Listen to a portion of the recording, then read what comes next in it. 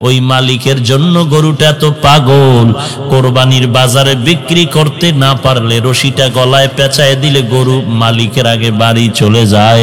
গরুটা চতুষ্পদ জন্তু, মালিক বেতন দেয় না, বরং মালিকের থেকে এত বেত্রাঘাত কষ্ট করে নিজের পেটের, নিজের শরীরের সমস্ত শক্তির তৈরি করা ভিটামিন, দুধ, বাচ্চা কেনা দিয়া সব মালিকের দিয়া দেয়। এই মালিকের জন্য এত পাগল গরু, এরপরও মালিক গরুটারে কিছুই দেয় না, বেতের বাড়ি। ওই মালিকের জন্য গরুটা এত পাগল, কোরবানির বাজারে বিক্রি করতে না পারলে রশিটা গলায় পেঁচায় দিলে গরু মালিকের আগে বাড়ি চলে যায়। যদি বিক্রিও করে ফেলে, নতুন মালিক রশি ধরে টানে বাড়ি যেতে চায় না, কারণ পুরান মালিকের সাথে একটা গভীর সম্পর্ক হয়ে গেল। এখন 2-3 জনে ব্যাট দিয়া বাড়ি দিয়া এরপর অনেক কষ্ট করে নতুন মালিকের বাড়ি নেয়।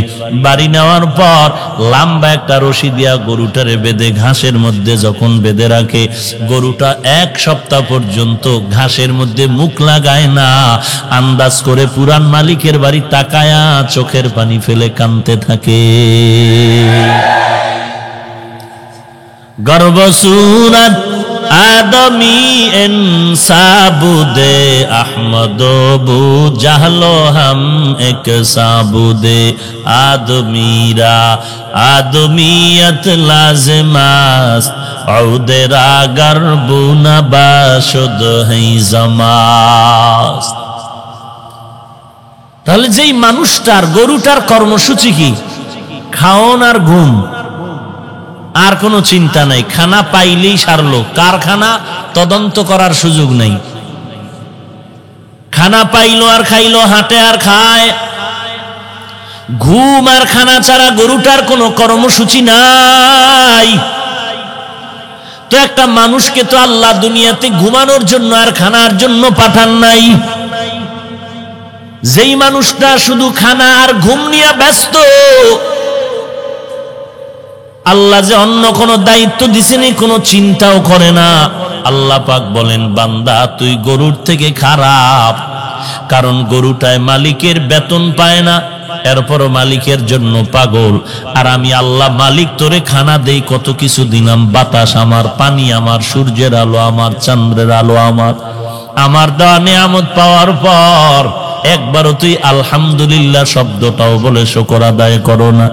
আমি আল্লাহ যদি এখন তোকে বলি তুই শুধু গরু না, তুই গরুর থেকে বড় খারাপ, এই কথা আমার অযৌক্তিক হবে না। কারণ তোকে আমি আল্লাহ তো সব মাখলুকতের মধ্যে সম্মানিত করেছি। এই সম্মানটা ধরে যদি রাখতে না পারো, তোর জন্য ঠিকানা হলো জাহান্নাম। ওয়ালাকাদ যারানা লিজাহান্নামা কাসীরাম মিনাল জিন্নি ওয়াল ইনসি লাহুম কুলুবুন লা ইয়াফকাহুনা বিহা ওয়া লাহুম আ'য়ুনুন লা ইউবসিরুনা বিহা ওয়া লাহুম আযানুন লা ইয়াসমাউনা বিহা উলাইকা কাল আনআমি বাল হুম আদাল উলাইকা হুমুল গাফিলুন।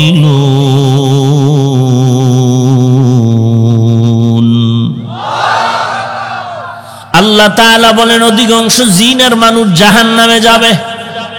কম না বেশি? অধিকাংশ জিন আর মানুষ, ইনসান জাহান্নামে যাবে। কেন? আমি আল্লাহ তাদের কলব দিলাম ফিকির করবে, ফিকির করে না। চোখ দিলাম দেখার জন্য, যা দেখতে বললাম তা দেখে না।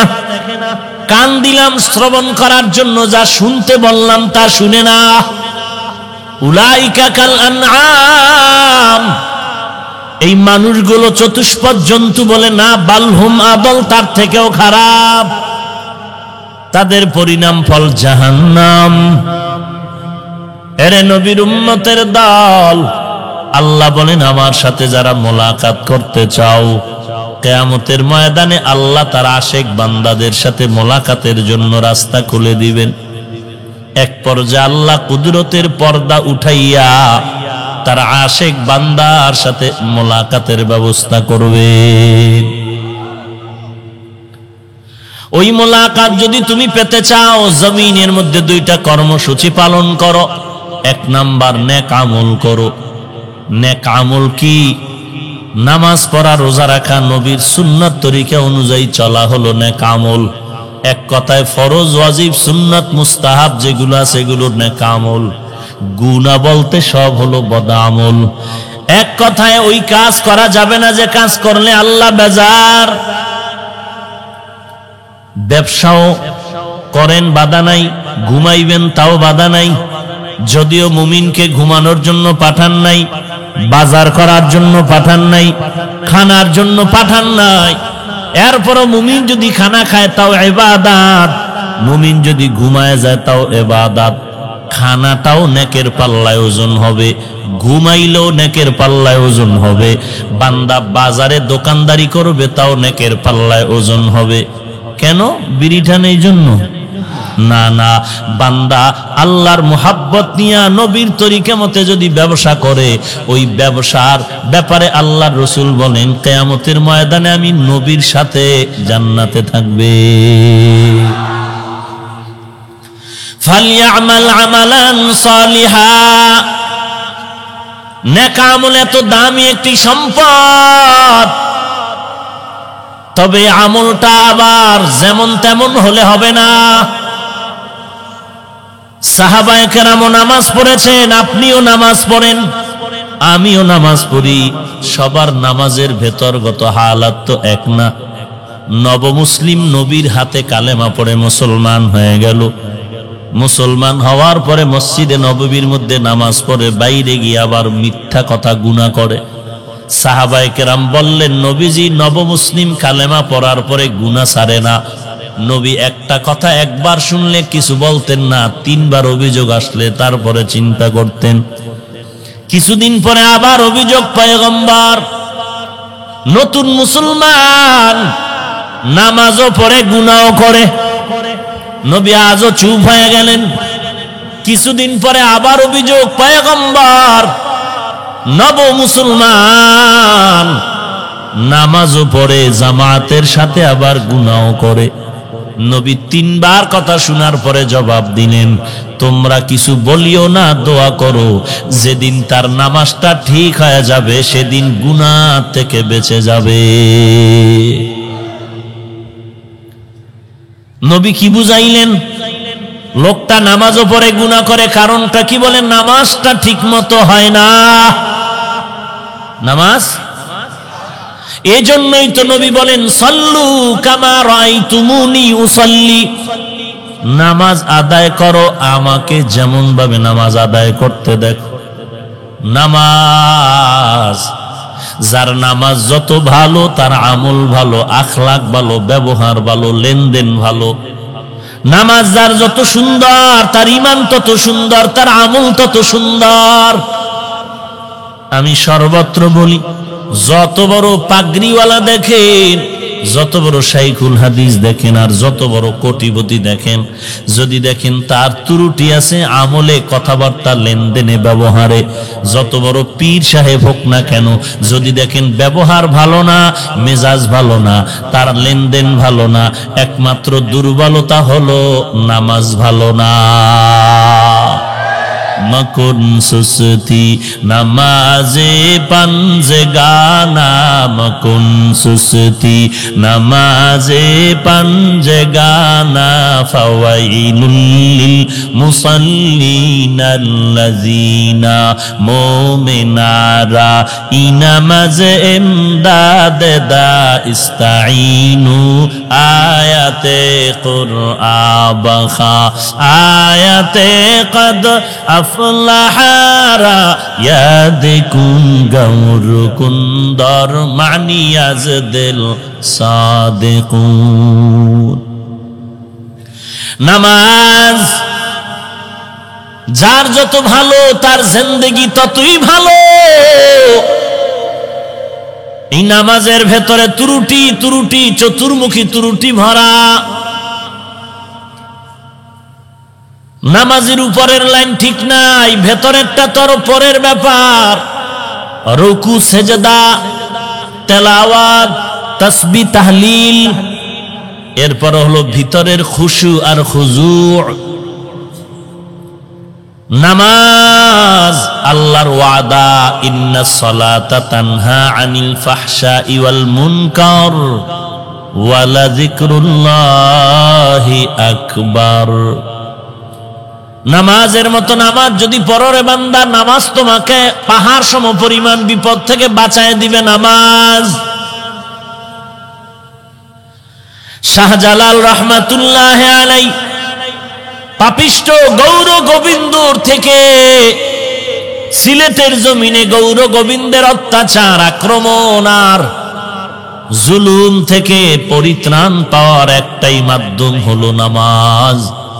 নামাজের মধ্যে কান্নার আওয়াজ, তাহাজ্জুদে নামাজে আল্লাহর দরবারে দোয়া করলেন। দোয়া করে আজান হয়ে গেল ফজরের। ফজরের আজান যখন শুরু হয়ে গেল, আজান শেষ, গৌর গোবিন্দর সব গোষ্ঠী সহ শেষ। নামাজ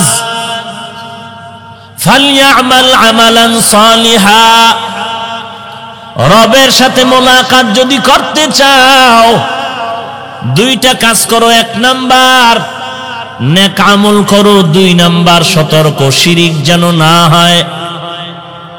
শিরিকের গুনাহ বড় মারাত্মক গুনাহ। এরে নবীর উম্মতের দল, আল্লাহ তাআলা বলেন সব গুনাহ মাফ হলো, শিরকের গুনাহ আমি ক্ষমা করব না। ইন্নাল্লাহা লা ইয়াগফিরু আন ইউশরাকা বিহি ওয়া ইয়াগফিরু মা দুনা যালিকা লিমান ইয়াশা ওয়া মান ইউশরিক বিল্লাহ ফাকাদ ইফতারা ইসমান আযীমা ওয়া মান ইউশরিক বিল্লাহ ফাকাদ দাল্লা দালালাম বাঈদা ওয়া মান ইউশরিক বিল্লাহ ফাকাদ হারামাল্লাহু আলাইহিল জান্নাহ।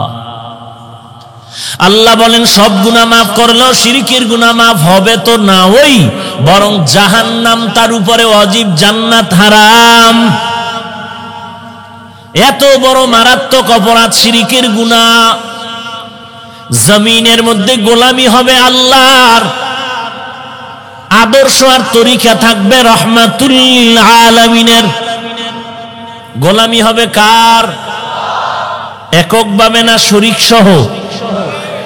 আমার নামাজ, আমার রোজা, আমার ব্যবসা, আমার বাণিজ্য, আমার বয়ান, আমার চলাফেরা সব হবে কার জন্য? আদর্শ কার? রহমাতুল লিল আলামিন। এই কথাই তো কালেমার দাবি, লা ইলাহা ইল্লাল্লাহ মুহাম্মাদুর রাসূলুল্লাহ।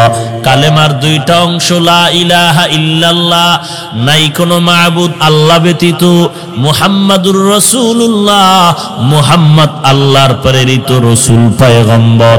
এই দুই কথার থেকে শিক্ষা নাও। জিন্দেগীর তোমার গলার মধ্যে কালেমার রশিটা লাগায় নাও। একদিকে লা ইলাহা ইল্লাল্লাহর পর্দা লাগাও, অপরদিকে মুহাম্মাদুর রাসূলুল্লাহর লাগামটা লাগায় নাও।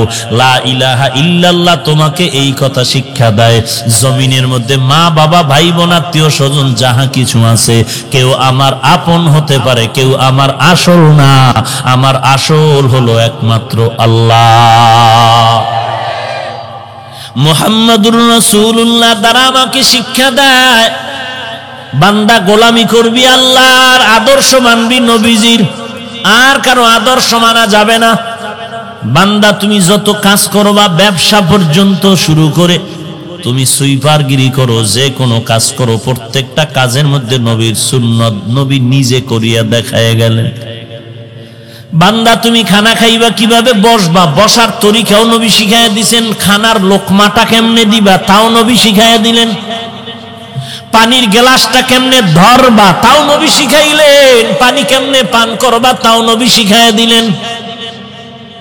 অতএব বান্দা গোলামি হবে আল্লাহর জন্য, তরিকা থাকবে নবীর, তরিকা থাকবে, আদর্শ থাকবে নবীর।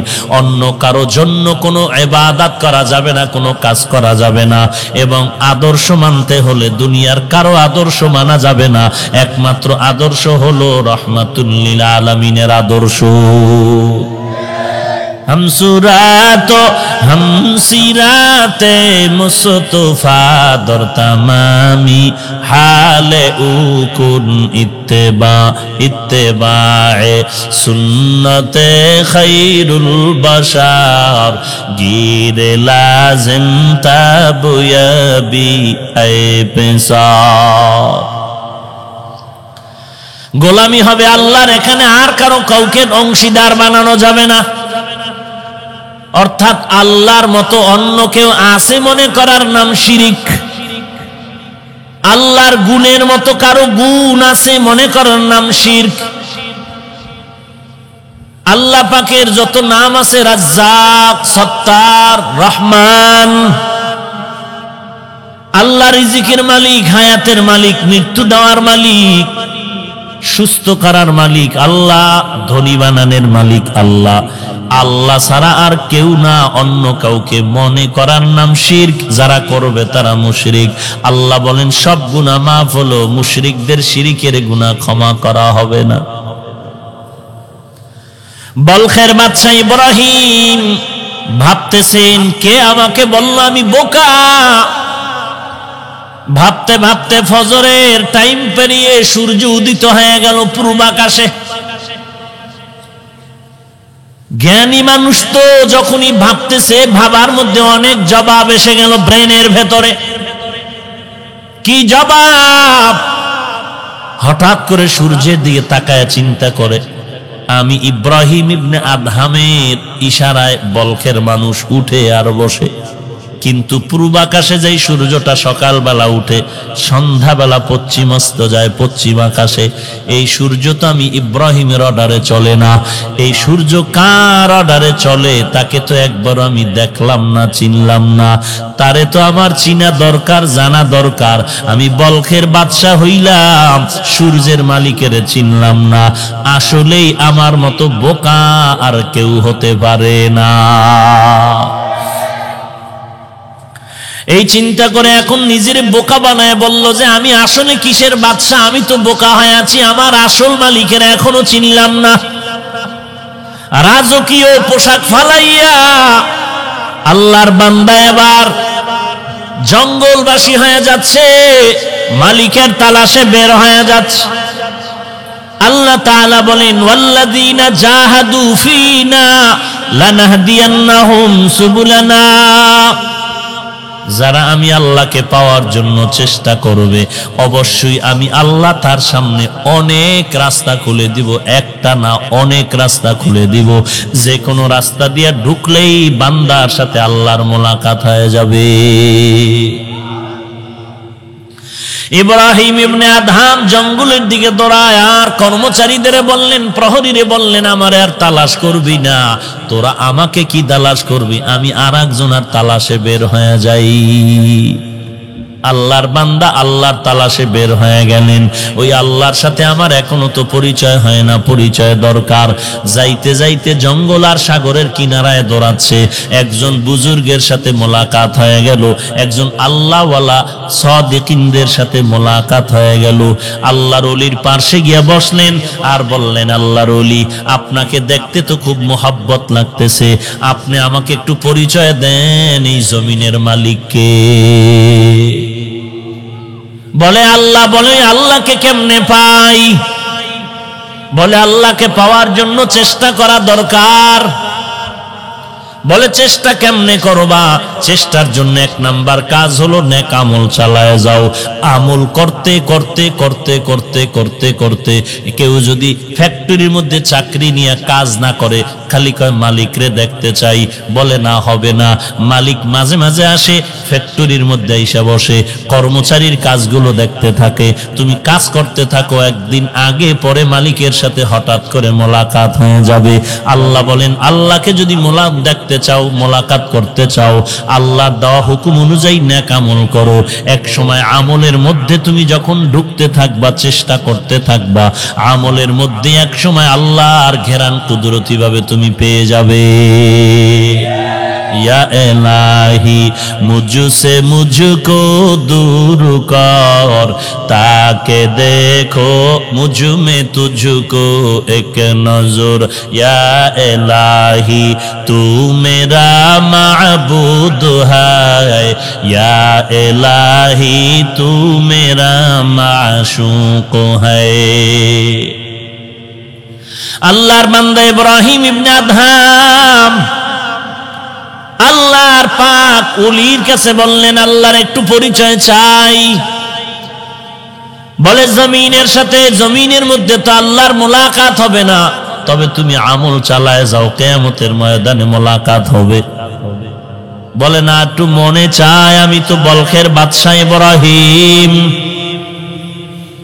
হঠাৎ করে আল্লাহর বান্দা বুজুর্গের কাছে বসলেন, ওই বুজুর্গের সামনে আসমান থেকে নাস্তা সামনে এসে গেল। দস্তারখানার সে দুই দস্তারখানে নাস্তা এসে গেল। বুজুর্গের নাস্তার মানটা একটু দুর্বল, আর ইব্রাহিমের নাস্তার মান একটু দামি। বুজুর্গ চিন্তা করে বললেন, ব্যাপারটা কি? আল্লাহর বান্দা চিন্তায় পড়ে গেল, আমার নাস্তা এত দুর্বল কেন, ইব্রাহিমের নাস্তা এত দামি কেন? আমি তো আল্লাহর ইবাদত বেশি করি। বলে, ওই বান্দা ইব্রাহিম যেই মানের, ওর দিলের তামান্না যেই মানের, আমি আল্লাহ সেইভাবে নাস্তার ব্যবস্থা করেছি। ইব্রাহিম এবার আল্লাহর মোহাব্বত নিয়ে পরিচয় চাচ্ছে। পরিচয় নাও, পরিচয় দাও, আল্লাহর সাথে মোলাকাত কেমনে হবে? বলে, আল্লাহর সাথে তো মোলাকাত হবে না। তবে অনেক সময় দেখবেন সন্তান কান্না করে, আব্বা আব্বা বলে, আব্বা নাই মা নাই, কান্না করে। হঠাৎ যদি বাবার স্মৃতি বিজড়িত কিছু পায়, ওটাকে চুমু খায়, এটা আমার বাবার জামা, আমার বাবার বসার জায়গা। কথা ঠিক না? আল্লাহ পাক বলেন, এর গোলাম, আমার সাথে যদি মোলাকাত করতে চাও, জমিনের মধ্যে আমি আল্লাহ এমন একটা জায়গা রাখলাম, ওখানে গিয়া কিছু বরকত নিতে পারো। আমার সাথে ডাইরেক্ট মোলাকাত হওয়ার আগে এটা ইনডাইরেক্ট মোলাকাত হয়ে যাবে। আল্লাহর সাথে মনে চায়, বন্ধু যখন বন্ধুর তালাশ করে, মনে চায় কথা বলতে। মুসা নবী আল্লাহর একটু আওয়াজ পেয়ে পাগল হয়ে গেলেন, আল্লাহ তোমাকে দেখতে চাই। আল্লাহ বলেন, লান তারানি, আমাকে দেখা যাবে না, আমাকে দেখা দুনিয়ার মধ্যে সম্ভব হবে না। এরে নবীর উম্মত, আল্লাহর সাথে মোলাকাত যখন করতে মনে চায় কাছে পাইতে, কাছে পাইলে মনে চায় হাতটা বাড়ায় মুসাফাহা করতে। মুসাফাহা যখন হয়ে যায়, মনে চায় বুকের সাথে বুকটা লাগায় একটু মুআনাকা করতে। আল্লাহ বলেন, পয়গম্বর উম্মতকে জানায় দেন, আমার সাথে যারা মোলাকাত করতে চাও, নেক আমলের ফ্যাক্টরির মধ্যে ঢুকিয়া বাইতুল্লাহ যাও। ওই বাইতুল্লাহর মধ্যে কিছু জায়গা আল্লাহ স্থান দিয়েছেন, এমন জায়গা যেখানে গিয়া চুমু খাইলে আল্লাহর কুদরতি ভাবে মোলাকাতের সওয়াব হয়ে যাবে। বাইতুল্লাহর দরজার হজরে আসওয়াদ পাথরের মাঝখান মুলতাজামে গিয়া বুকটা লাগাইয়া দাও কাবার দেওয়ালের সাথে বুকটা লাগাইয়া হাজী সাহেবরা চিৎকার করে কান্না করে আল্লাহর সাথে মোলাকাতের।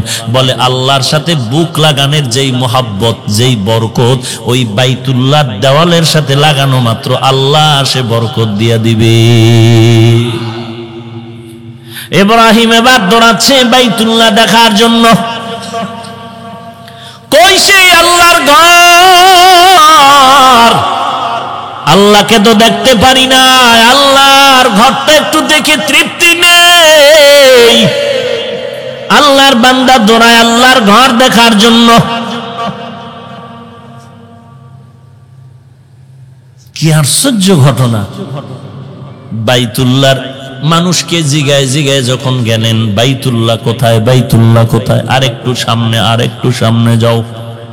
বাইতুল্লাহর কিনারায় গিয়ে দেখে বাইতুল্লাহর মেন জায়গার মধ্যে বাইতুল্লাহ দেখা যায় না। বয়ান করলেও মুসিবত। ছিদ্রান্বেষণকারী মুনাফিকেরা তো এগুলো নিয়ে বাজে মন্তব্য করে উম্মতের মাঝে ফাটল সৃষ্টি করে। কারণ ওই মুনাফিকরা তো মারেফত বুঝে না, আল্লাহর পরিচয় কি বুঝে না। বুঝার চেষ্টাও করে না, বরং বিরোধিতা করে। বিরোধিতা করে, মানুষকে বাজে কথা বুঝায়, মারেফত বুঝে না, তাকওয়া বুঝে না, পীর মুরিদি বুঝে না, তাসকিয়া নফস বুঝে না,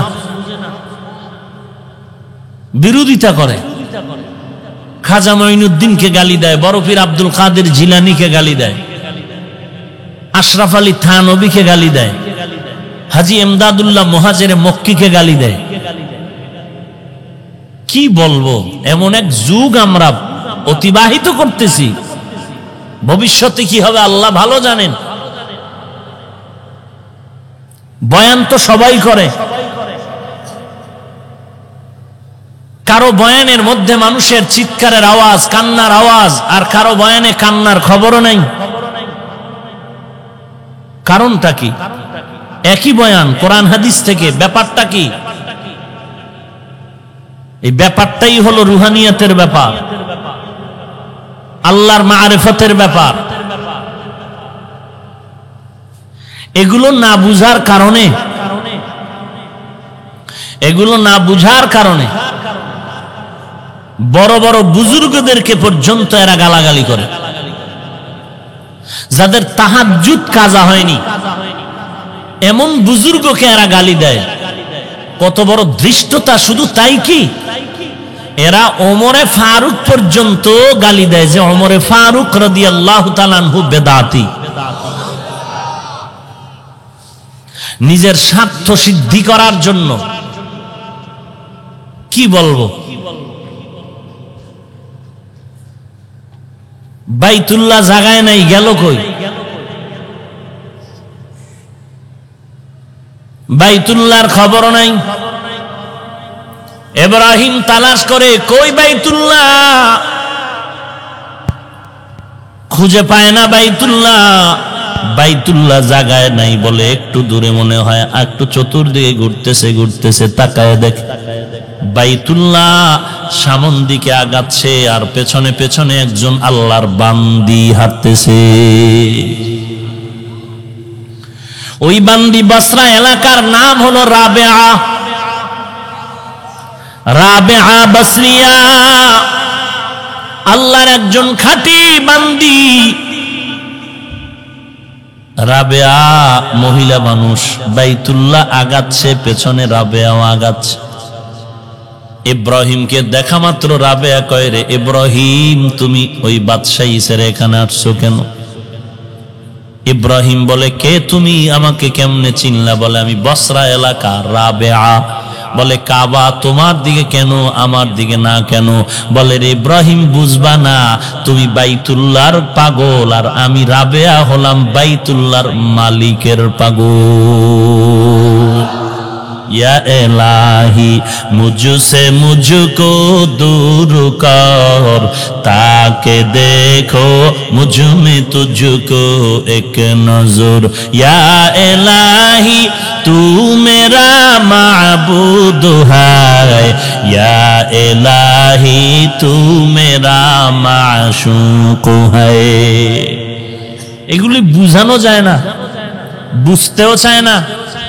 বিরোধিতায় পাগল পারা হয়ে আছে আমার ভাই, পাগল পারা হয়ে বিরোধিতায় লিপ্ত। নিজে জিকির করে না, আর একজনকেও করতে দেয় না, বিরোধিতায় লিপ্ত হয়ে আছে। অথচ আল্লাহর বান্দা আল্লাহর নামের জিকির করিয়া আল্লাহর কত স্বাদ পায়, এইটা তারে বুঝানোই যায় না। যে বগুড়ার দধি খায় না, তাকে বগুড়ার দধির মজা বুঝানো যায় না। যে কুমিল্লার রসমালাই খায় না, তাকে রসমালাইয়ের গুণগান বললেও বুঝতে চায় না। ওরে যেই বান্দা মাওলার জিকির করে মজা পায়, ওই মজার কথা আর একজনকে বুঝানো যাবে না। ইলিশ মাছ খাইয়া যে মজা পায়, যে খায় না তাকে বুঝানো যাবে না। আল্লাহর মারিফতের মধ্যে কি মজা, এই মজা হাজী এমদাদুল্লাহ মুহাজিরে মক্কি বুঝে, ওই অন্যরা বুঝে না। রশিদ আহমদ গাঙ্গুহি রহমাতুল্লাহ আলাইহি সারা বুঝতে চায় না। এই লাইনে যারা আছে, উজানির কারি ইব্রাহিম রহমাতুল্লাহ আলাইহি বুঝে, আর কেউ বুঝতে চায় না। এই লাইনে যারা দৌড়ায়, তারা বুঝে রে মারেফত কেমন জিনিস। কেমনে বুঝাইতাম? পটিয়া মাদ্রাসার বাণী মুফতি আজিজুল হক রহমাতুল্লাহ আলাই, জবরদস্ত বুজুর্গ, মানুষের সামনে স্টেজে বসে নাহমাদুহু বলা মাত্র ময়দানে লাফালাফি শুরু হয়ে যেত। আর আমরা 3 ঘন্টা চেঁচামেচি করলেও কোনো আওয়াজ নাই, কান্না নাই, আমলের ফিকির নাই, জাহান্নামের ভয় নাই। আর পটিয়া চট্টগ্রাম মাদ্রাসার বাণী মুফতি আজিজুল হক রহমাতুল্লাহ আলাই স্টেজের মধ্যে বসে যদি যখন বলতেন নাহমাদুহু, টান দেওয়া মাত্র ময়দানের মধ্যে পরিবর্তন শুরু হয়ে যাইত। এটা এমনে হয় না, আল্লাহর সাথে গভীর সম্পর্কের মাধ্যমে হয়। ফটিকছড়ি এলাকা মাইজভান্ডারের পাশে নানুপুর এলাকা বড় পীর, ওখানে নানুপুরের হযরত, বিশাল বড় মাদ্রাসা, এত বড় কুতুবুল আলম। আল্লাহর বান্দা যখন পানির পুকুরের কিনারায় বসে আল্লাহর নামের জিকির শুরু করছেন, লা ইলাহা বলে যখন ডান দিকে মাথাটা ঘুরাইছেন, ইল্লাল্লাহ বলে যখন বাম দিকে ধাক্কা দিলেন, নদীর পানি ডান দিকে উঠা আবার ইল্লাল্লাহর সাথে বাম দিকে চলে গেল। আউলিয়ারা কারে অকবা ইখতিয়ার, জাহেলারা কারে দুনিয়া ইখতিয়ার। মাইলে মোমেন সোয়ে মোমেন মিশাওয়াত, মাইলে কাফের সোয়ে কাফের মিশাওয়াত। এরে আল্লাহওয়ালার সোহবতের কারণে হাজার না লক্ষ কোটি বান্দা আজ আল্লাহর মারেফতের দরজায় দৌড়াচ্ছে। যারা বিরোধিতা করে এদের লাইনে তো কোনো আল্লাহর বান্দা দেখা যায় না। নামাজ পড়ার থেকে নামাজি হয়েছে, বরং আগে নামাজ পড়তে এখন ফিতনা করে। আগে এত অহংকারী হতো না, এখন অহংকার বেশি করে। মসজিদে ঢুকলে একটু ভাব নিয়ে ঢুকে, ভাব দাঁড়ানোর সময় ভাব, আলহামদু শেষ হইলে জোরে আমিন বলে চিৎকার করে ভাব। বেটা আল্লাহর ইবাদতে ভাব চলে নাকি? তো ভাব দেখাও কেন? ভাব দেখাও কেন? কি ভাব? ঢুকতেও ভাব, বের হইতো ভাব দেখায়। আর ডানে বামে তাকায়, দেখে আমারে কেউ দেখেনি আর কেউ জিজ্ঞাসা করেনি, তো লইয়া পড়ুম। আগে এত বেদবি করতো না, এখন ওই মুরব্বি মানতে গিয়া বড় বেদবি শুরু করেছে। আল্লাহর ঘরে ঢুইকা ভাব দেখায়, সালাম পর্যন্ত দেয় না। কি ভাবে যে থাকে দেখি তো মাঝে মাঝে মসজিদে ঢুকলে। আরে বাপরে বাপ, বুকের উপরে হাত বাঁধতেছে, জোরে আমিন কি? পা সরায়া দাঁড়িয়েছে, মসজিদে ঢুকলো, কত বান্দার সাথে দেখা হলো, সালাম দিল না, বের হয়ে গেল, সালাম দিল না। ভাব আর ভাব। এরা নবীর বড় পাগল, আর আমগো কয় মুশরিক। কেন? চরমনাই মুশরিক, উজানি মুশরিক, তাবলিগ মুশরিক। কেন? এদের কাছে গেলে মানুষ আল্লাহওয়ালা হয়ে যায়। তা সহ্য করতে পারে না, সহ্য করতে দোষ পায় না, দোষ পায় না। দেখতে নারী চলন বাঁকা, আঘাত কেমনে করবে? যেটা দিয়া করে দেখো আঘাতে লাঠি ভেঙে যায়, কোন দিক দিয়েই পার পায় না। শেষ পর্যন্ত কয় ইল্লাল্লাহ শিরিক, হে ইল্লাল্লাহ দিয়া ধর। আর কি করবে? হ্যাঁ, কোন দোষ পায় না, হেলিকপ্টার দিয়ে ধর। হ্যাঁ, ধর, এটা দিয়ে ধর। চিন্তা করেন কি ব্যঙ্গ করে যে বলে কথাবার্তা, ঠোঁট বাঁকা করে। এত বড় একজন আলেম, শায়েখ, আল্লামা, ডক্টর লাগায়া তার কথা বলার ভঙ্গিমা, ঠোঁটের আঁকা বাঁকা সবগুলো থাকবে ইতিদালের উপরে, শালীনতার সাথে। যার কথা হাজারো লাখো মানুষ শুনবে, গ্রহণ করবে, তার কথাবার্তা শুনলে শয়তানও বেশকি দেয়। এত ব্যঙ্গ করে, ঠোঁট বাঁকা করে কথা বলে, মানে পাগল পাগলামি করতেছে। একটা ইলমের ওজন থাকা দরকার, শিক্ষার একটা ওজন থাকা দরকার। প্রত্যেকটা ব্যক্তির শিক্ষাগত যোগ্যতার ওজনে কথা বলা উচিত।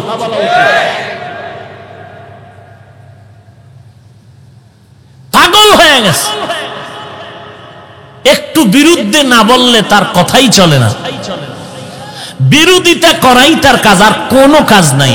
ইউটিউব বা যে কোনো লাইনে তাদের বয়ান শুনবেন, এ টু জেড শুরু থেকে শেষ শুধু বিরোধিতা, গীবত, শিকায়াত, আর কোনো আওয়াজ নাই। একটা আমলের বয়ান করবে না, শুধু অমুকে কাফের, অমুকে মুশরিক, অমুকে কাফের, অমুকে মুশরিক, এই তাড়নায় পুরো সময় কাটায় দেয়। মনসুর হাল্লাজের ঘটনা কইছি, চরমনের হুজুরে কিতাবে লেখছে, আল্লামা জালালউদ্দিন রুমি রহমাতুল্লাহ আলাইহি কিতাবে লেখছে। এই ঘটনা অলিপুরি সাহেব বলছেন, সব কাফের হয়ে গেছে। মনসুর হাল্লাজের ঘটনা বলাতে সব কাফের হয়ে গেছে। অথচ আল্লামা জালালউদ্দিন রুমি রহমাতুল্লাহ আলাইহি কত বড় জবরদস্ত একজন বুজুর্গ আলেম। কিয়ামতের কিছু আলামত রাসূল বলে গেছেন, এর মধ্যে একটা আলামত হলো পরবর্তী উম্মতেরা আগের আল্লাহওয়ালাকে গালি দিবে। এটা কিয়ামতের একটা আলামত। পরবর্তী উম্মতেরা, অতীতের উম্মত যারা উম্মতকে জান্নাতের পথ দেখাইতো, এদেরকে গালাগালি করো, কিয়ামতের আলামত। আবু হানিফাকে গালি দেয়, চিন্তা করেন, আর কাউকে গালি দেয় না। অথচ ইমাম শাফি রহমাতুল্লাহ আলাইহির মাযহাব আলাদা, ইমাম আহমদ বিন হাম্বলের মাযহাব আলাদা, ইমাম মালিক রহমাতুল্লাহ আলাইহির আলাদা এক মাযহাব, ইমাম আবু হানিফার একটা মাযহাব। মূলত আবু হানিফাকে ধরছে কেন? আমরা বাংলাদেশের অধিকাংশ মানুষগুলো ইমাম আজম আবু হানিফার মাযহাব মতে চলি, সহ্য করতে পারে না।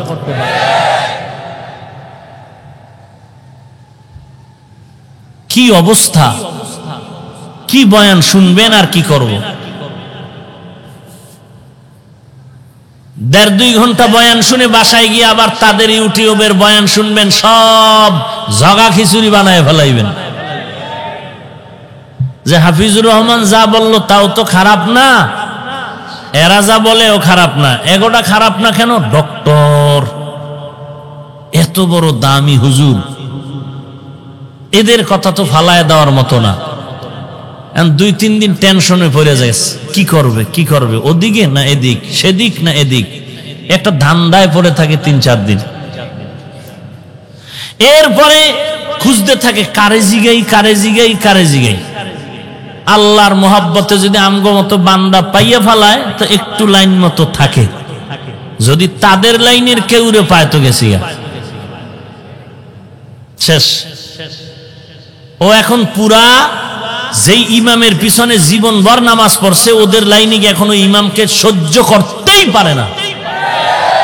ওই ইমামকে এখন সালাম পর্যন্ত দেয় না, বেয়াদব গুলো সালাম পর্যন্ত দিতে চায় না। অথচ জীবনের পুরা টাইম এই ইমামের পিছনে নামাজ পড়ছে। এখন ওই লাইনে গিয়া ইমাম সাহেব জোরে আমিন কয় না, এই বুকে হাত বাঁধে না, এখন সালাম পর্যন্ত দেয় না। কেমন মুসলমান চিন্তা করেন? সালামটা দিতে চায় না, লজ্জায় পড়ে কোথাও ঠেকলে তখন দেয়, তাও আসতে। এই মুসলমানের অবস্থা। বিপদ তো আর এমনি আসে না কপালে, আমাদের হাতের কামাই করা।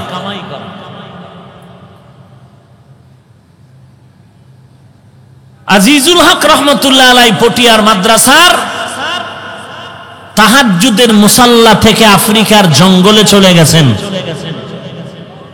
এটা কিভাবে সম্ভব? কিভাবে সম্ভব? দুধের বাচ্চা তো কথা বলতে পারে না, দুধের বাচ্চা কথা বলতে পারে না। অথচ এই জমিনের মধ্যে এমনও ঘটনা আছে যে দুধের বাচ্চা মায়ের কোলে বসে কথা বলতেছে। কুদরত কার? না সরমনাইয়ের, দেওবন্দিওয়ালাদের? আমরা যত ঘটনা শোনাচ্ছি আমরা বিশ্বাস তো করি কুদরত কার? অসম্ভবকে সম্ভব করতে পারেন কে? তো আমরা তো আল্লাহর উপরে বিশ্বাস নিয়ে বলতেছি, সমস্যাটা কোথায়? আমরা তো বলি না পীর করেছে।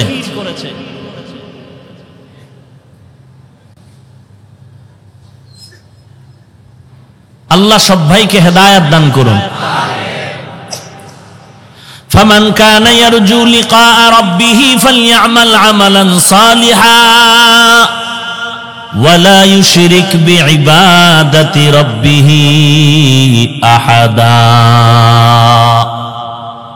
আল্লাহর সাথে যারা মোলাকাত করতে চাও রে গোলাম, এক নম্বরে নেক আমল করো।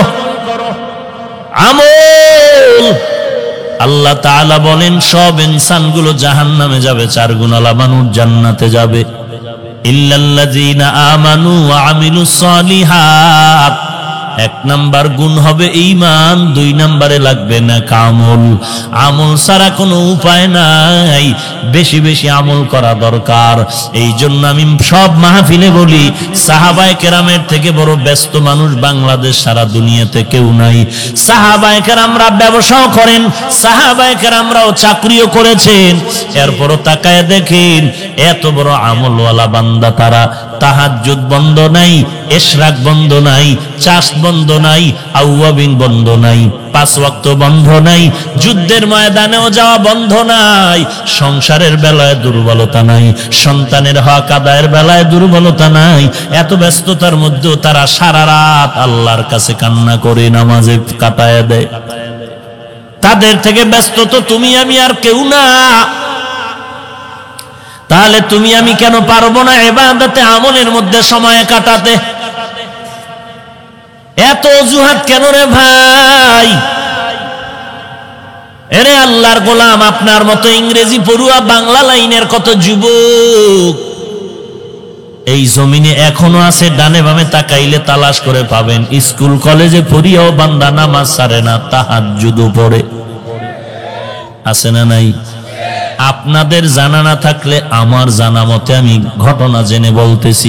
আপনার মতো যুবক তাকায় দেখেন, কর্মচারী শ্রমিকের কাজ করে, 1 ওয়াক্ত নামাজ বাদ দেয় না, জিকির বাদ দেয় না, তাহাজ্জুদ বাদ দেয় না, আল্লাহওয়ালাদের সোহবত বাদ দেয় না। আপনার আমার মতো যুবক ড্রাইভারি করে, নামাজ বাদ দেয় না, দাড়িও কাটে না, পাগড়িও ছাড়ে না। আপনার আমার মতো যুবক র্যাব, আর্মি, পুলিশ, বিডিআর এর চাকরি করে, দাড়িওয়ালা নামাজি আছে না নাই? আপনার আমার মতো যুবক কোটি টাকার ব্যবসা করে, 1টা টাকাও হারাম খায় না, এরকম আছে না নাই? ফালইআমাল আমালান সালিহা, নেক আমল করো হে গোলাম। এই নেক আমলের মধ্যে কিছু আছে ফরজ, আবার কিছু আছে নফল। ফরজ আমল তো করতেই হবে, বাধ্যতামূলক বাদ দেওয়া যাবে না। আবার নফল ইবাদতও করা লাগবে। 5 ওয়াক্ত নামাজ তোমার বাধ্যতামূলক পড়তে হবে, তাহাজ্জুদ, ইশরাক, আউয়াবিন এটা অপশনাল পড়তে হবে। এরে নবীর উম্মত যে যত বেশি পরিমাণ আমল করবে তার উপরে আল্লাহর রহমত তত বেশি পরিমাণ আসবে, এবং কিয়ামতের ময়দানে আল্লাহ তাকে ওই পরিমাণের জান্নাতের উঁচু মাকাম দান করবে। যে ছোট জান্নাত পাবে 10 দুনিয়ার সমান, যে বড়টা পাবে তার উপায় কি? আর এই জান্নাতের মধ্যে তারতম্য হবে কেন? একমাত্র আমলের কারণে। আমল যার যত ইখলাসওয়ালা হবে আল্লাহ তার সেইভাবে পুরস্কারও দিয়ে দিবেন। আর যারা আমল মোটামুটি করেছে আল্লাহ বলবেন তোরে সান্ত্বনা পুরস্কার দিয়ে দিলাম, যা। ফালইআমাল আমালান সালিহা ওয়া লা ইউশরিক বিইবাদাতি রাব্বিহি আহাদা। নেক আমলের এত দাম, এত দাম। আমলটা আমলের মতো হবে। কেমন আমল? বলে আল্লাহর জন্য হবে, তরিকা থাকবে নবীর, আর কারো তরিকা না। এখন নবীর তরিকা আপনি নামাজ পড়বেন, নবীর তরিকায় তো বুকে হাত বাঁধার কথাও আছে, নাবিতেও হাত বাঁধার কথা আছে। যদি কেউ বুকে বাঁধে সে নাবির হাতের হাদিসটা মানলো না। মানলো তো কি করবে সে? 2 রাকাত নামাজে একবার বুকে একবার নাবির নিচে, এভাবে খালি আপ ডাউন করবে। দোনো হাদিস মানবে। ইমামে আজম আবু হানিফা বলে না না, নামাজটা একটা চালাকি করার জায়গা না, নামাজ একটা মাস্তানি করার জায়গা না। নামাজের মধ্যে যদি নবীর হাদিস মতো আমল করতে চাও, তুমি নিজে পুরুষেরা বুকের উপরে না বেঁধে নাভির নিচে হাত বেঁধে নামাজ পড়ো, আর তোমার স্ত্রী, তোমার মা, তোমার বোনেরা বুকের উপরে হাত বেঁধে নামাজ পড়বে। কিয়ামতের দিন সাক্ষী হয়ে যাবে নবীজি আপনার পুরা হাদিস আমরা নিজের ঘরের মধ্যে আমল করেছি।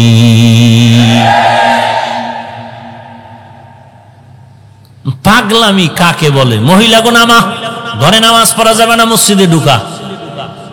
এই পারাপারি লাগছে মহিলাদেরকে মসজিদে ঢুকাও।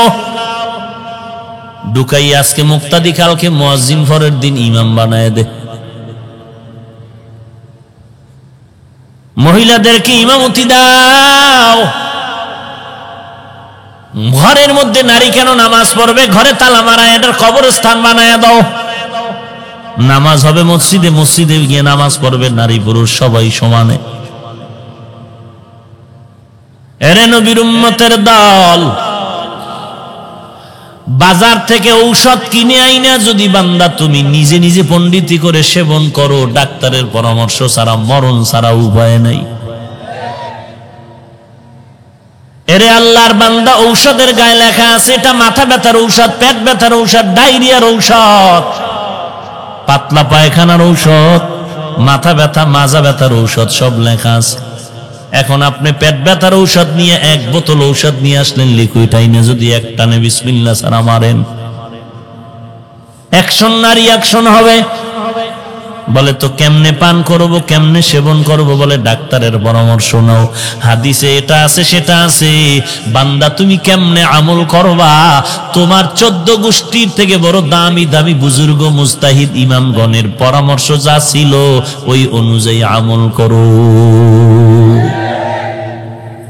পণ্ডিতি করতে যেও না রে ভাই। সাহাবায়ে কেরামের নমুনায় আমল চালায় দাও।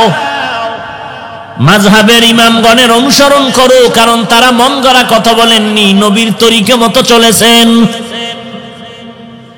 এরে আল্লাহর বান্দা, নবীর মোহাব্বত নিয়ে নবীর তরিকা আদর্শ মালা, গলার মালা বানায় নাও। দুনিয়াতে এখন বিশাল বড় ফিতনার যুগ এসে গেল। ঈমান নিয়ে বাঁচবো দূরের কথা, মরা বড় কঠিন। ঈমান নিয়ে কবরে যাওয়া কঠিন হয়ে যাচ্ছে। ভাইরা আমার, আল্লাহ পাক বলেন আমার মোলাকাতের জন্য 2টা কাজ করো। 1 নম্বরে নেক আমল, 2 নম্বরে শিরিক করা যাবে না। শিরিকের ব্যাপারে আমি ভিন্নভাবে বয়ান করেছি, আজকে ওদিকে আর যেতে চাই না। আল্লাহর মতো আরেকজন কাউকে মনে করার নাম শিরিক। আল্লাহর গুণের মতো আরো কারো গুণ আছে মনে করার নাম শিরিক। এই শিরিক গুনাহ মাফ হবে না। আল্লাহর কাছে ক্ষমা চাও, আল্লাহ শিরিকের গুনাহ থেকে আমাদের হেফাজত করো। নেক আমল, 5 ওয়াক্ত নামাজ পড়া, নেক আমল রোজা রাখা, নেক আমল জিকির করা, নেক আমল কোরআন পড়া, নেক আমল মানুষের দান সদকা করা, নেক আমল আল্লাহর জন্য নবীর তরিকায় যা করবেন সব নেক আমল। ব্যবসা করবেন তাও নেক আমল, দান করবেন তাও নেক আমল, একজন গরিবকে টাকা ধার দিবেন তাও নেক আমল। আজকে ধার কমে যাচ্ছে, বলে টাকা ধার দেওয়া যাবে না, সুদে নাও। আছে না নাই? ধার না, সুদে নাও। 20,000 লাগবে, 25,000 দাও। 50,000 নিয়ে আমাকে 75,000 টাকা দাও। মানুষ নিরুপায় হইয়া, গরিবেরা তখন ওখান থেকে নিতে গিয়া আমও যায়, সালাও সব শেষ। মারাত্মক গুনাহ, সুদের গুনাহ। যারা দেয়, যারা নেয়, যারা সাক্ষী, 3 দল আপন মায়ের সাথে জিনা করতেছে। 3 দল, যারা দেয়, যারা নেয়, যারা সাক্ষী, এরা 3 দল মায়ের সাথে জিনার গুনাহ করতেছে, আপন মায়ের সাথে। এদের কোন আমল কবুল হবে? অতএব সুদের চাকরি, সুদের ব্যবসা যদি ছাড়তে না পারেন, নামাজ কবুল হবে না, রোজা কবুল হবে না, তেলাওয়াত কবুল হবে না, দান সদকা কবুল হবে না। আপনি ওয়াজ শুনে কি করবেন চিন্তা করেন। যদি মনে করেন জাহান্নামের আযাব সহ্য করতে পারবেন না, হাসরের ময়দানে কি আপনি উঠতে চান যে মায়ের সাথে জিনাকারী হইয়া উঠবেন? এমন যদি না চান, তওবা করেন। রিজিকের মালিক আমার আল্লাহ, হায়াতের মালিক আল্লাহ, ইজ্জতের মালিক আল্লাহ, আল্লাহ হেদায়েতের মালিক আল্লাহ, সম্মানের মালিক আল্লাহর উপরে ভরসা করে চলো। ইনশাআল্লাহ একটু কষ্ট হলেও দেখবা শান্তির দরজা খুলে যাবে। 1 টাকাও হারাম খায় না, কোটিপতি নাই। এরে আল্লাহর বান্দা, গরিব তোমার মতো কত গরিব আছে, ড্রাইভারি করে 1 টাকাও হারাম খায় না, কোমরে গামছা বান্ধিয়া ড্রাইভারি করে, রিকশা চালায়, নামাজের সময় নামাজ পড়ে, রাতের বেলা সিজদায় পড়ে কান্না করে, মালিক মেহেরবানি করে অল্প কামাই দিয়া দাও। বুঝেন না? মসজিদের ইমাম সাহেব, মুয়াজ্জিন সাহেব বেতন পায় মাত্র 5,000, 7,000, 10,000, গ্রাম অঞ্চলে আরো কম। এরপর বাকির কোনো সীমানা নাই। 11 মাস, 9 মাস, 6 মাস বাকি। দেখো তাকাইয়া 3,000 টাকা, 5,000 টাকা বেতন পাইয়া ইমামের ঘরে সন্তান বেশি, বউ সহ এদের খানাও বন্ধ নাই। 5,000 টাকা বেতন, 10,000 বেতন, 5-7 মাস বাকি, কোনো চিল্লা পাল্লাও নাই, কমিটির সামনে কোনোদিন অভিযোগও নাই। দিলেও আলহামদুলিল্লাহ, না পাইলেও আলহামদুলিল্লাহ। আর আল্লাহর বান্দা দুনিয়ার লাইনে যারা দৌড়ায়, ডান হাতে বেতন পায় 50, বাম হাতে আরো 50। এরপর গিয়া দেখবেন বটগাছতলা বয়ে বিড়ি টানে আর টেনশন আছে না নাই? কি ব্যাপার, তুমি এখানে কেন? টেনশন দূর করি বিড়ির মাধ্যমে। কিসের টেনশন তোমার? লক্ষ লক্ষ টাকা। বলে এই টাকার চাকায় তো আমাকে ফান্দে ফালায় দিছে, বাঁচার কোনো উপায় নেই। কারণ আমার টাকা যা কামাইছি সরকারের ধোঁকা দিয়েছি, সরকারের টাকা চুরি করেছি, জনগণেরটা করেছি, করেনি? জনগণের টাকা চুরি করলাম, সরকারেরটা করলাম। তো এত মানুষের বরদোয়ায় শান্তি পায় কিভাবে? গরিবের বেতন দেয় না, গরিব কান্না করেছে, চোখের পানি আল্লাহর কাছে কবুল হয়ে গেল।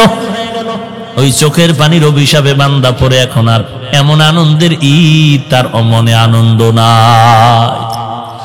আর আল্লাহর দেওয়া আসমানি অসুস্থতা তো আছেই। রোগ আর রোগ, এত রোগ, শরীরের প্রত্যেকটা জোড়ায় জোড়ায় রোগ আর রোগ, মারাত্মক রোগ। ডাক্তার বলে এই রোগের চিকিৎসা ঢাকায় হবে না, ইন্ডিয়া চলে যাও।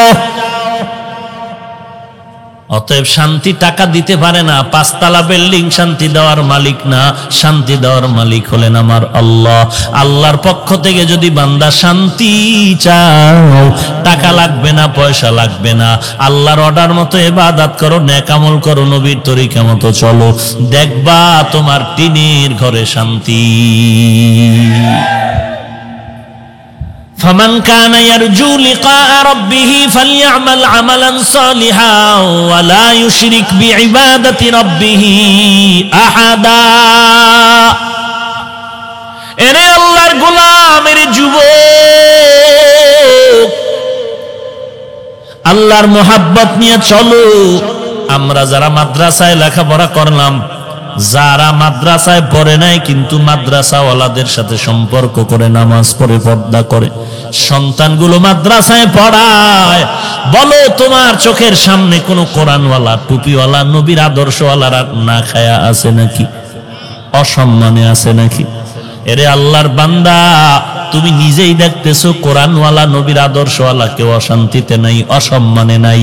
তাহলে তুমি কোন ধান্দায় পড়েছো? তুমি যে আশায় ঘুম নষ্ট করতেছো, সে আশা পূরণ হওয়ার আগে মরণ এসে যেতে পারে। ওই আশায় ঘুরিও না রে ভাই। কে জানি একজনের লোভ দেখাইছে, বেটা অমুক জায়গায় পিলার পাওয়া গেছে, পিলার। ওই পিলার বেটা কোটি কোটি টাকা দাম। এর একটু যদি সিমটি দেই, তুই ধামাধাম বাংলাদেশের অর্ধেকের মালিক হয়ে যাবি। তাই নাকি? বলে অবশ্যই, কোরআন মাথায় লইয়া কইতেছি। ধান্দায় ফালাইয়া বলে কিছুদিন পরে বলে ওই পিলারের কাছে যাইতে, ওই পিলারটা গবেষণা করে, আমার অনেক ডাক্তার গবেষক আছে, এদেরকে দিয়ে লাইনে আনতে, গোপনীয়তা রক্ষা করে তোর পর্যন্ত আনতে 20 লাখ টাকা লাগবে, 10 লাখ তুই দে, আমি দি 10। কপাল পড়লে আর কি করা, বুঝেন না? কি বুঝেন? কেসি কথা কন না কেন? কি বুঝেন? ওর গোষ্ঠী শুদ্ধা ফকিন্নি হইয়া রাস্তায় ল্যাংটা হয়ে ঘুরতেছে। শেয়ার বাজার, কত মানুষ মরিয়াই গেল, স্টক করে মারা গেল। দুনিয়াতে থেকে লাভ কি? কিসের ধান্দা? ওই টাকা দিয়ে লাভ কি যেই টাকা আমাকে জেলখানায় নিবে? ওই বাড়ি দিয়ে লাভ কি যেই বাড়ির কারণে আমাকে জেলখানায় যেতে হবে? ওই টাকার উপরে লাথি মারি, ওই টাকাই আমার কপাল খুলে দিবে, যেই টাকা যেই বাড়ি আমাকে সবার কাছে সম্মানের পাত্র হিসাবে উপস্থাপন করে দিবে।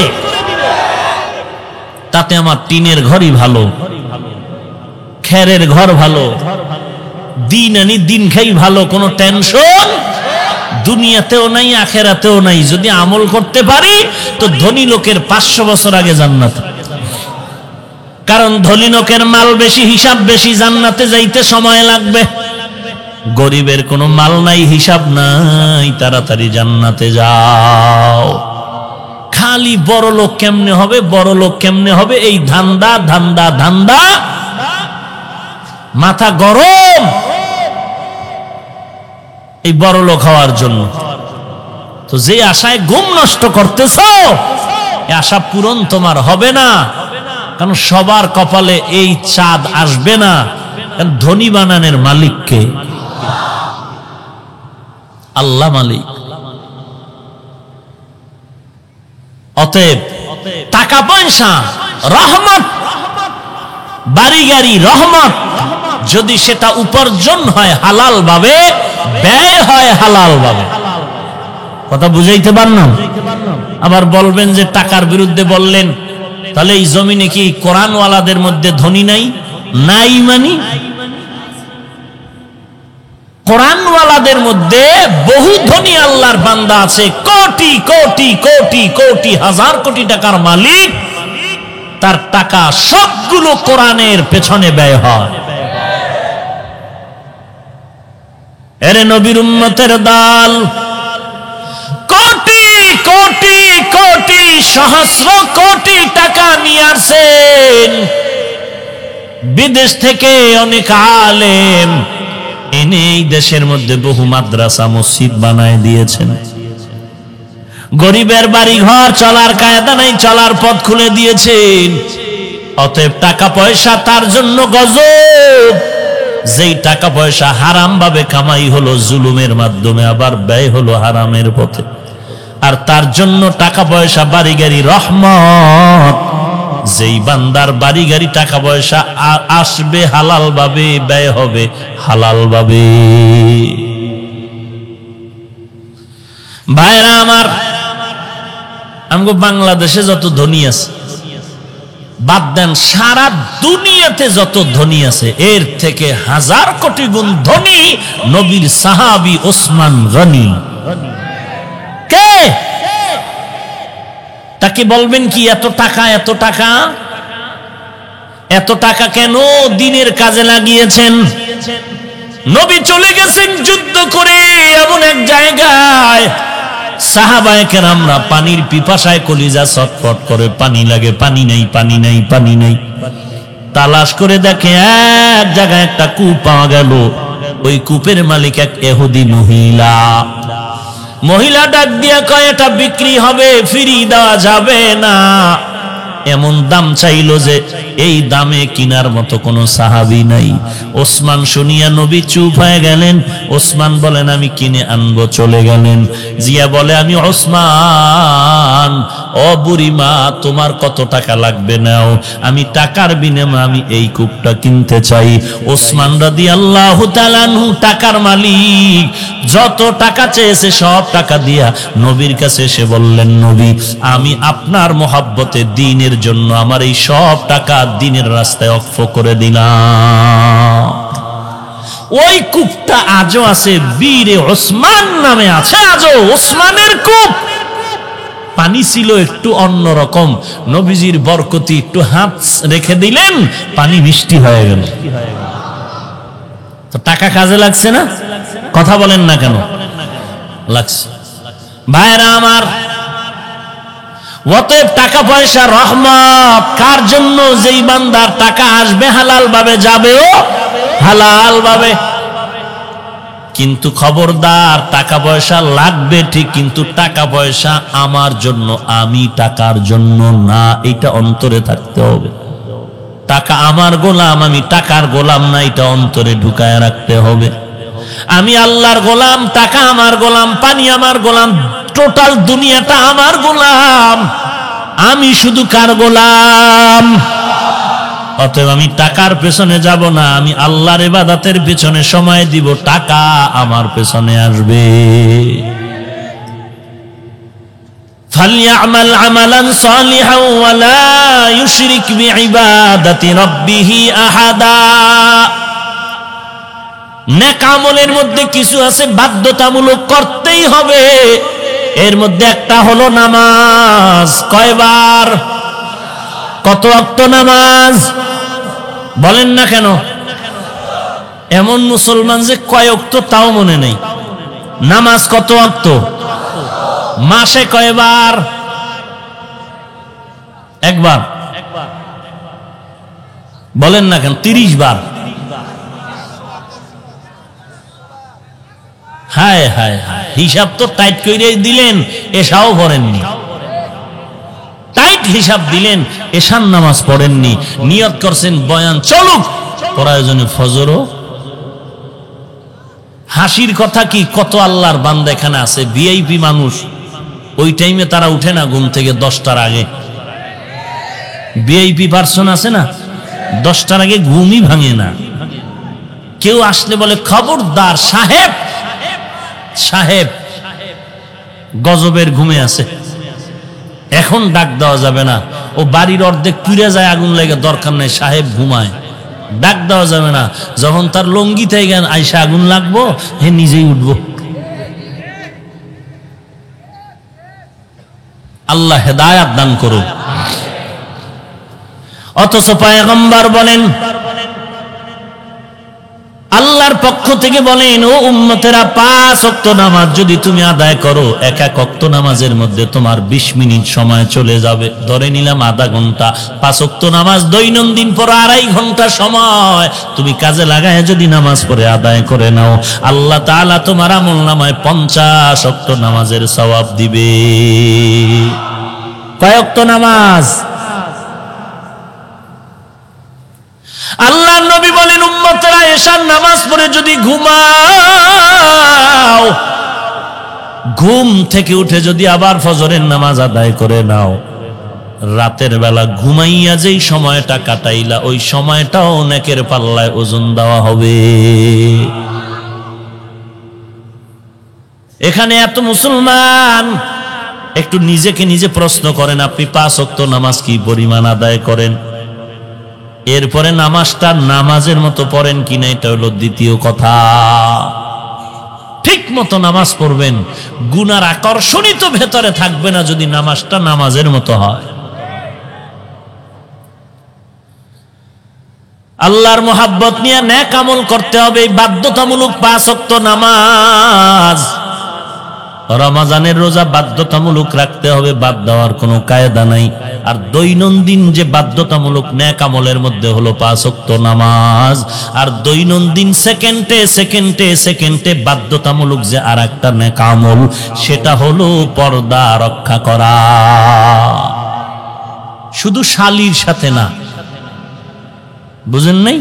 আর সবার সাথে পর্দা হবে, শুধু শালীর সাথে হবে না, বেআইনের সাথে হবে না, মামতো ভাই, চাচতো ভাই, চাচতো বোন, খালাতো বোন, ফুফাতো বোন, এদের সাথে পর্দা লাগবে না।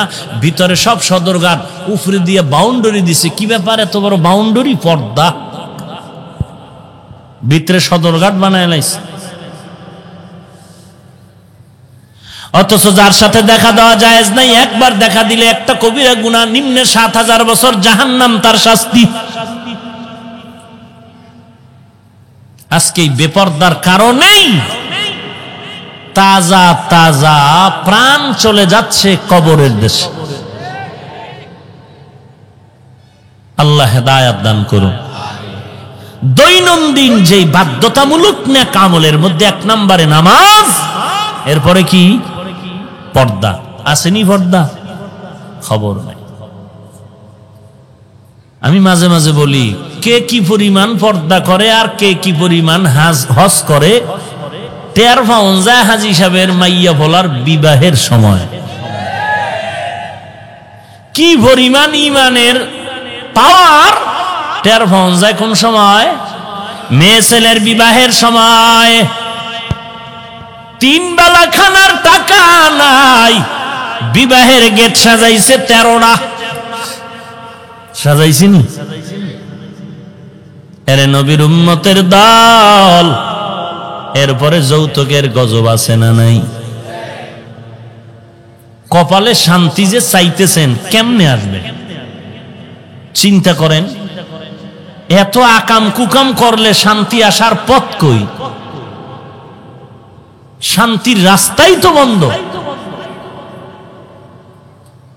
এরে নবীর উম্মতের দল, আজকে থেকে আমরা তওবা করে নিব, আল্লাহর কাছে তৌফিক চাইবো। আল্লাহ, আমার মনে চায়, পারি না, তুমি তৌফিক দাও। 5 ওয়াক্ত নামাজ আমি জামাতের সাথে পড়ব। আমিন হয় না? আবার কিছু বান্দারা অভিযোগ করে, হুজুর মনে চায় 5 ওয়াক্ত নামাজ জামাতে আদায় করার জন্য, ফজরের সময় যখন আজান শুনি ঘুম হয় না, মসজিদে গিয়া নামাজটা পড়তে চাই, কিন্তু বিল্ডিং এর মালিক আমগো গেট খোলার চাবি দেয় না। আছে না নাই? মনে চায় মসজিদে গিয়া ফজরের নামাজ আদায় করব, বিল্ডিং এর মালিক কেচি গেট খোলার মতো কি দেয় না। অথচ বিল্ডিং এর মালিকের তো দরকার ছিল আলাদা একটা পাহারাদার রাখবে, ওর ডিউটি হলো 5 ওয়াক্ত নামাজে ভাড়াটিয়াদেরকে নামাজের জন্য সতর্ক করবে। নামাজের টাইম হয়েছে, যাও, আমার এই বিল্ডিং এর মধ্যে কোনো বেনামাজি থাকতে পারবে না। যদি এমন ভাড়াটিয়া ঘরের মধ্যে রাখতি রে ভাই, তোর বিল্ডিং 100 বছর যদি মেয়াদ থাকতো, আল্লাহ নামাজিদের বরকতে 500 বছর এই বিল্ডিং দাঁড় করায় রাখতে। বুঝে না, কপাল এমন পড়া পড়ছে যে বুঝেও না, উল্টা আমারে গালি দেয়। কইলাম কা